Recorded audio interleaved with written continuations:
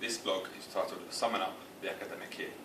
So within this blog, which I started during my final year at Buxton University, I had three aims in which I hope to achieve.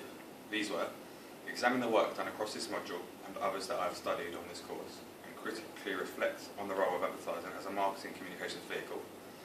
Within this, assess what skills I feel are suitable and needed for the industry I want to work in within the future. And then also finally, justify if these skills are going to be needed to change for the future of the industry. So within this blog, I hope to sum up what I've discussed previously within other blogs and also add to these points. On the first point, I feel I've discussed advertising as a communications platform within several blogs, especially within the media tier one and the one specific to digital marketing and sport.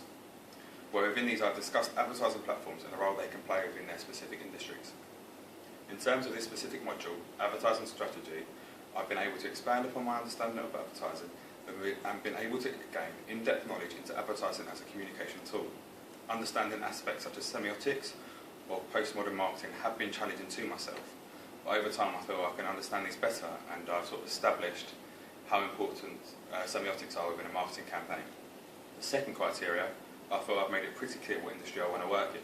Those who are new to my blogs, I have a real passion for sports, and this can be seen through my own playing career, and also the passions and experience I've been able to gain while at university.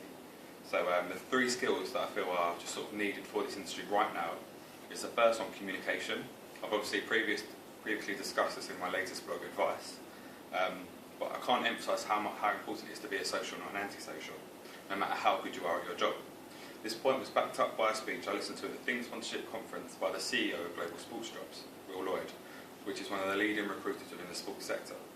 Getting out and about, creating new contracts and offering all services that other people can really lead somewhere.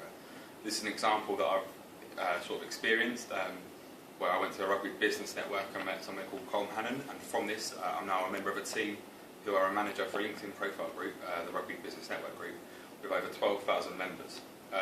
Within this role I've been able to talk to some really high profile professionals within the industry, such as Lorraine Rooney, who is the head of marketing at Harlequins RFC, and a lady called Sophie Morris, who is part of the Rugby World Cup 2015 activation group.